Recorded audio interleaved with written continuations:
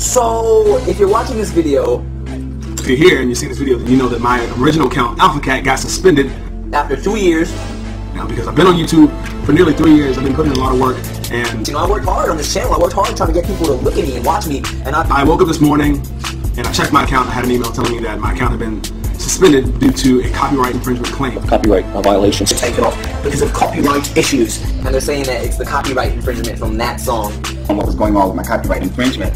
The removal of a lot of YouTube musicians' videos by the record companies citing copyright infringement. 50,000 plus subscriptions later, you're banned for life. Gone.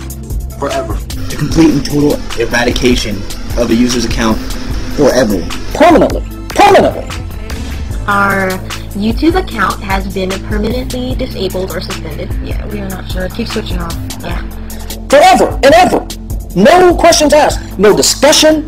No benefit of the doubt. Doesn't matter if it was somebody who thought they were doing something right or if it was a flat-out infringement. It doesn't make any difference. I certainly wouldn't be the first person or the last person for this to have happened to. And to be suspended over some bogus stuff. Well, the infringer was making the infringement claim. It was another random company, a Mexican broadcasting company called Televisa San Angel, and I found that really odd.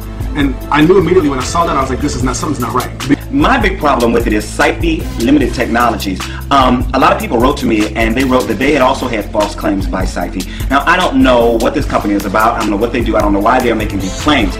There are people on YouTube who file false DMCAs on people, and they use ghost accounts, and they use phony names, phony addresses, and phony phone numbers to do it. Yeah, so you guys, so NetWinner doesn't work with any company called Televisa San Angel in Mexico?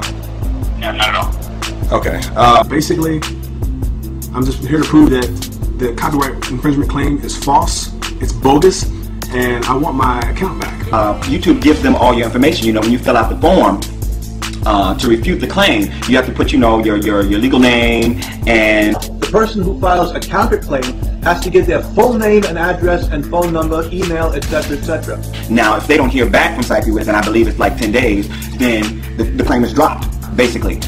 But all these different people telling me that when they did file the counterclaim or whatever, and the claim was dropped, you know, nothing happened, the video got restored or whatever. But what happens with Sci-Fi? Nothing. They get your information.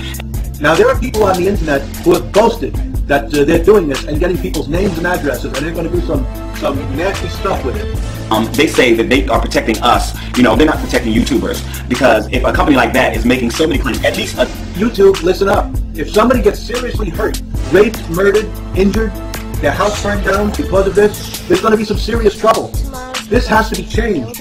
You have to verify that the person making the claim is a legitimate person using a legitimate address, a real phone number, and that the claim itself has merit. Yeah. And I don't think you should pull any more videos from YouTube because of a claim, because there's so many people that have been pulled for false claims. How many young people out there, how many middle-aged people are experts on law? This is a new millennium. The world has changed, okay?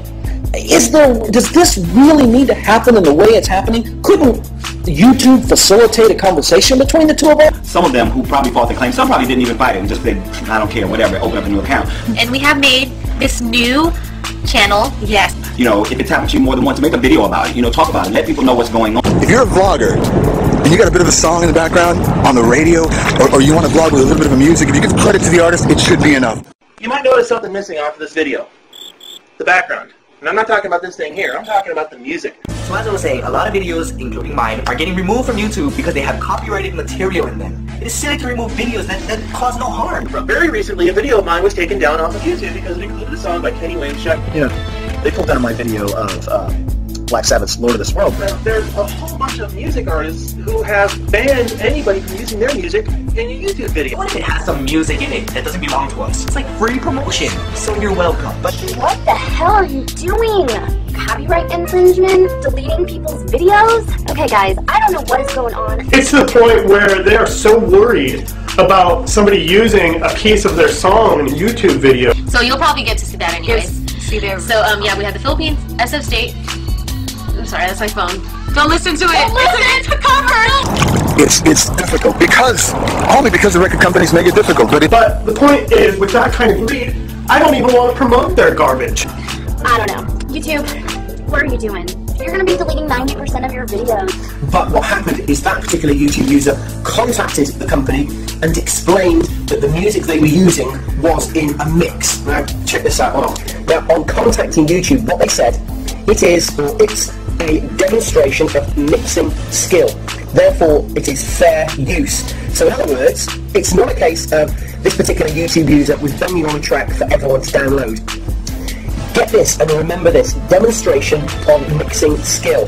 Alright, so in other words, if you have, let's say, a 10-minute mix, or for that matter, anything taken off and there's audio in it, if it is a mix, then if you can word it like this, there's a good chance you might get it put back on. Last thing the judge determines is how much effect your infringing material has on the market value of the original material. And I would argue that we actually promote the music that we play, and people are more inclined to go to these bands' concerts, to buy these bands' albums, if they watch us play the song. But most of all, as your fans, one of the things that we do is we want to incorporate what you have done that has made us feel better and incorporate it into what we do with the hopes that it'll make somebody else feel good too. How about that Yuma guy?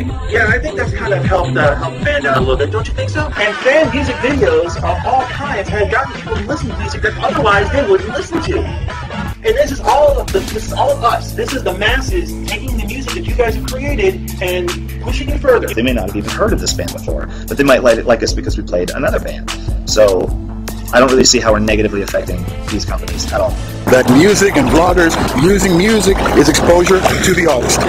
Think about it. All those grandmothers on YouTube, and yes, there are, dancing to Johnny Cash and Elvis Presley in the background. Why take that away? People like Brookers got featured and got called by MTV and NBC by lip-syncing to Mariah Carey. It's affected me 6 times now, because I don't think that we're allowed to even say our side of the story. I really don't think it's fair that the record company gets to determine whether or not a copyright infringement occurred, because they're going to use the strictest interpretation. And I think it's damaging how they're doing it now. Just the pulling down of videos citing copyright infringement, of cover tunes, of people playing music over top of the original song.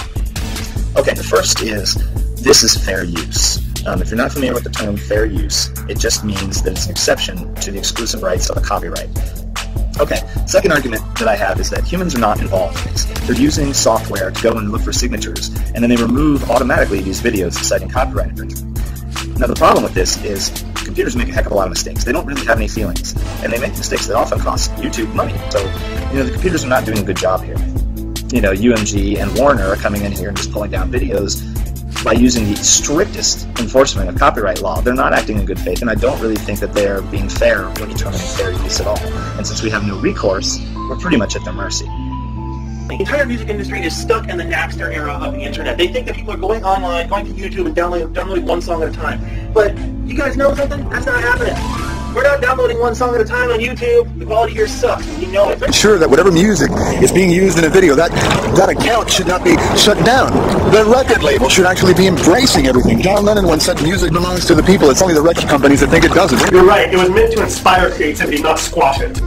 I don't know, you're making a huge mistake. I don't care if it's these record companies saying, listen here, you're not going to use our music. Well, listen here, then we're not going to buy your fucking CDs either, because I'm not going to buy something, use it for something, and then get my shit deleted because I didn't ask Kanye West myself.